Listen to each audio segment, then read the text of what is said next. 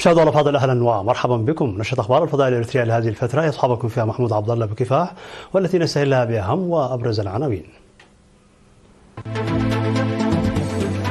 تنظيم سباق نصف ماراثون شرق افريقيا في مدينه مصوى.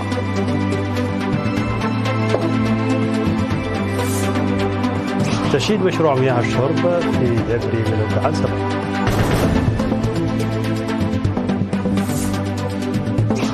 دعوة لشباب للعب دورهم المؤثر في المجتمع.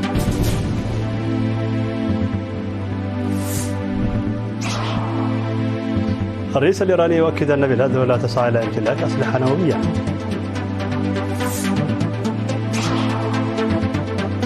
بنما تنسحب من مبادرة الحزام والطريقة الصينية وتتهم أمريكا بالكذب.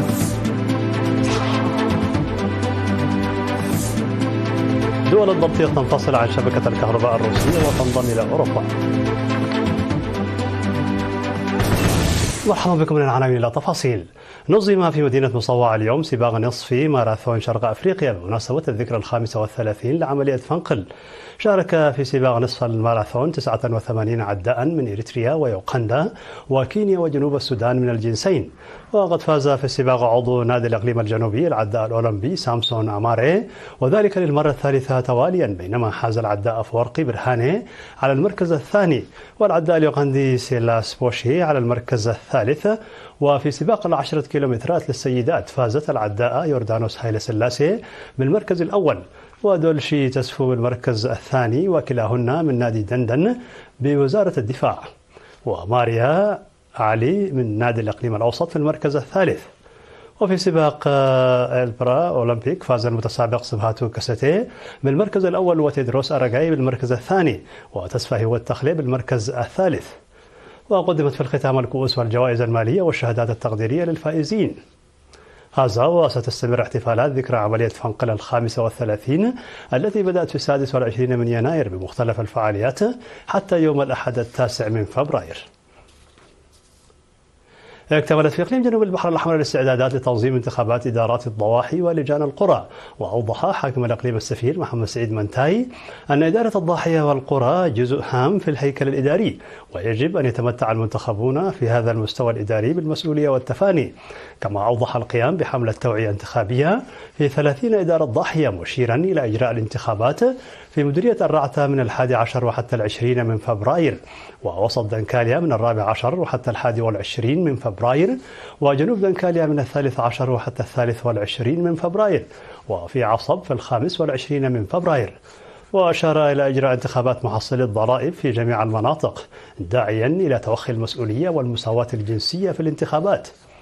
وأوضح بأن مدراء الضواحي المنتخبون سيتلقون الدورات التدريبية الإدارية. تم في 3 من فبراير الجاري تدشين مشروع إمدادات مياه الشرب ضاحية دبري بمديرية لقو عنسبة، والذي كلف تشييده حوالي 3.6 مليون نخفة. وأفاد المدير التنفيذي لإدارة ضاحية دبري عبد الحنس السيد إيوب تخلى مريم في كلمته بمناسبة حفل الافتتاح أن المشروع يتضمن خزان بسعة 250 برميلا ومدء أنابيب بطول 4.7 كيلومتر ودمجها بنظام الطاقة الشمسية وبناء 4 محطات توزيع مياه. وأشاد مدير مديرية لقو عنسبة السيد أبراهام حقوس بدوره بالجهود المتضافرة، وحث السكان على الاستخدام الفعال للمشروع لضمان استمراريته. وذكر مدير فرع تنمية إمدادات المياه بوزارة الأراضي والمياه والبيئة السيد مسجنة قبر سلاسي أن جهودا جادة تبذل لتأمين إمدادات المياه وتوسيع توزيعها على المستوى الوطني. وأكد السكان أن المشروع سيحل المشكلة القائمة المتمثلة في مياه الشرب النظيفة، كما سيساهم في القضاء على المشاكل الصحية الناجمة عن سوء جودة المياه والتي ظلوا يستخدمونها في السابق، موشدين بالعمل الذي قام به أعضاء الفرقة 31 التابعة لقوات الدفاع والفروع الإدارية المعنية. وفي الختام تم تقديم شهادات تقديرية للمؤسسات الحكومية التي ساهمت في المشروع. هذا وتقع قرية دبري على بعد 3 كيلومترات شرق بلدة مغركة، ويبلغ عدد سكانها حوالي 1200 نسمة. أفادت الأنباء الواردة من مديرية عبد القيح بأن أكثر من 80% من شتول الأشجار المغروسة في المديرية عام 2024 والبالغ عددها 316 ألف شتلة قد نمت وتوجد في حالة جيدة. وأوضح ممثل سلطة الغابات والحياة البرية بالمديرية سيد قرماي أبرهة قرص 248 ألف شجرة في 21 إدارة ضاحية وقرص 5800 شجرة في المؤسسات الحكومية ودور العبادة. وأضاف أن نسبة النمو بلغت 89% من بين أكثر من 43 ألف شجرة قرصها المواطنين وأكثر من 17700 شجرة تم قرصها بحملات النفير الصيفي الطلابي. وأشار إلى أن إدارة ضواحي تخندع ومسقولو زولا وإيجيلا وسيبيراسو وعابيغرات هي الإدارات المحلية المثالية في التشجير. وحث مدير ضاحية إيجيلا السيد عمر إبراهيم كافة شرائح المجتمع على العمل على مراقبة وحماية الغابات. دعا رئيس اتحاد شباب وطلبة إريتريا السيد صالح مدين طلاب الإقليم الأوسط المشاركين في دورة العلوم الاجتماعية والتي نظمت في الفترة من 28 من يناير وحتى 6 من فبراير الجاري للعب دور مؤثر في مجتمعهم. وحث المتدربين على التحلي بالسلوك الإيجابي وتحمل المسؤولية والاجتهاد في التعليم والمشاركة بنشاط في رفع الإنتاجية وغيرها من البرامج التي تسهم في تكوين الذات وترسيخ الهوية الوطنية.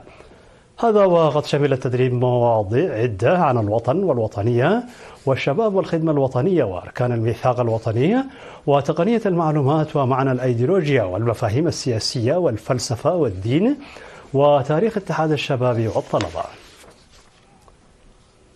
نظم فرع الاتحاد الوطني للشباب وطلبة إريتريا بإقليم عنسبة زيارة 170 طالب من طلاب المرحلة الثانوية قدموا من مديريات الإقليم إلى دفاعات الثورة الإريترية في 5 من فبراير الجاري. أوضح مسؤول فرع الاتحاد السيد الزازي برختاف في كلمته أن الاتحاد يعمل بأولوية على تنظيم زيارة أعضاء الاتحاد إلى الأماكن التاريخية ضمن الأنشطة التنظيمية وتوارث القيم الوطنية. وأشاد المدير العام لقسم السياحة بإدارة الإقليم السيد صالح علي منظم الزيارة ضمن مساعي توريث الأجيال الجديدة للتاريخ النضالي ومرارة الكفاح المسلح وتفاصيل الثورة التحررية لضمان المحافظة على الآثار التاريخية والاجتماعية لكونها من أساسيات الهوية الإريترية الوطنية. وأضاف قائلا دفاعاتنا البطولية هي جزء من مواردنا السياحية مشيرا إلى أهمية زيارة المواقع التاريخية. وحث المشاركون بدورهم على تنظيم مثل هذه البرامج بشكل دوري لما لها من أهمية كبيرة للمواطنين بشكل عام والطلاب بشكل خاص.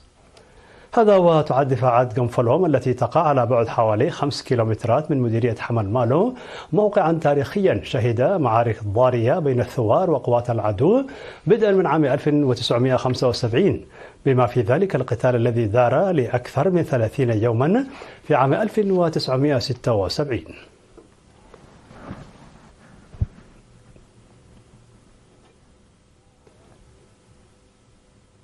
مشاهدينا الفاضل كانت هذه الأخبار الداخلية. فاصل قصير ونوافيكم بالأخبار العالمية فابقوا معنا.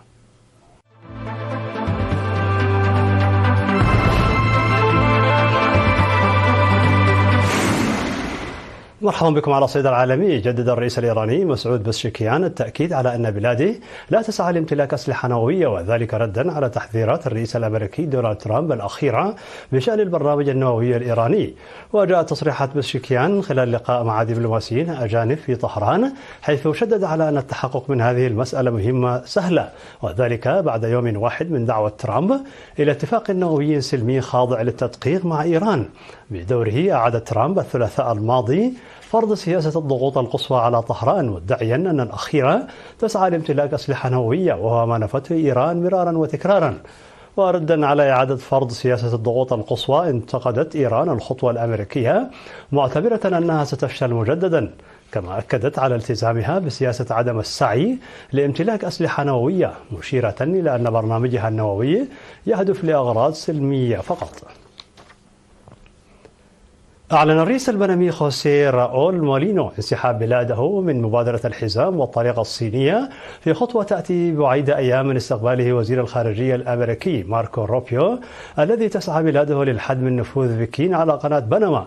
وقال مولينو الذي سبق له أن أعلن أنه لن يجدد مذكرة التفاهم الموقعة مع الصين خلال مؤتمر صحفي أن سفارة بنما في بكين قدمت الوثيقة التي تتضمن الإعلان عن الخروج من الاتفاق خلال مهلة 90 يوما المنصوص عليها في الاتفاق الموقع بين الطرفين.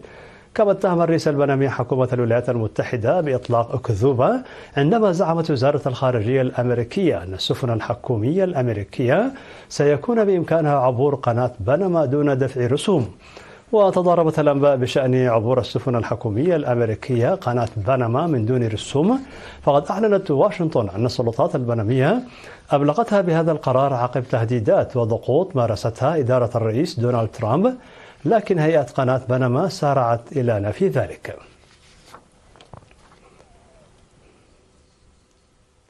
تقوم دول البلطيق بالانفصال عن شبكة الكهرباء الروسية والانضمام إلى شبكة الكهرباء الأوروبية القارية في 9 فبراير الجاري. وبحسب منصة أويل برايس الدولية فإن هذه الخطوة تمثل خطوة مهمة نحو الاستقلال والأمن في مجال الطاقة، مما يقلل من الاعتماد على روسيا. وتتضمن هذه المرحلة تحديات تقنية وقانونية بما في ذلك المخاوف بشأن الهجمات الهجينة المحتملة. ومن المقرر أن تنفصل دول البلطيق الثلاثة استونيا ولاتفيا وليتوانيا في 8 فبراير عن شبكة نقل الكهرباء التي تربط روسيا وبيلاروسيا وجيب كالينغراد الروسي. في الخبر الأخير أعلن الإليزي أن الإمارات العربية المتحدة ستبني في فرنسا مجمعا محوره الذكاء الاصطناعي مع مركز معلومات عملاق بقدرة حوسبة قد تصل إلى جيجا واط واحد، الأمر الذي يمثل استثمارات تتراوح قيمتها بين 30 و50 مليار يورو. وتشكل هذه الاستثمارات جزءا من اتفاق شراكة حول الذكاء الاصطناعي تم توقيعه في باريس في حضور الرئيس الفرنسي إيمانويل ماكرون ونظيره الأماراتي الشيخ محمد بن زايد آل نهيان. واستعرض الزعيمان خلال اللقاء التطورات الإقليمية والدولية وتبادلا وجهة النظر بشأنها، مؤكدين الحرص المشترك على مواصلة التشاور والعمل معا من أجل تعزيز السلام والاستقرار في منطقة الشرق الأوسط والعالم، والتعاون في مواجهة التحديات المشتركة التي تشكل أولوية عالمية.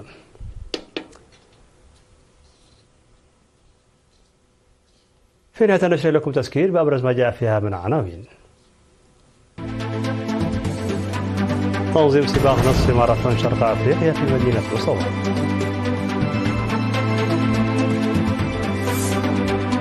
تشييد مشروع مياه الشرب في دبري بلوجعان سبا.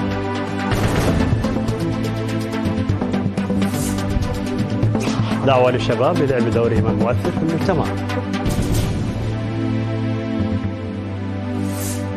الرئيس الإيراني يؤكد أن بلاده لا تسعى إلى امتلاك أسلحة نووية.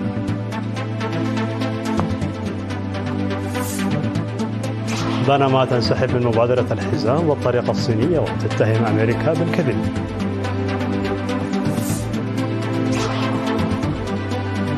دول البلطيق تنفصل عن شبكة الكهرباء الروسية وتنضم إلى أوروبا.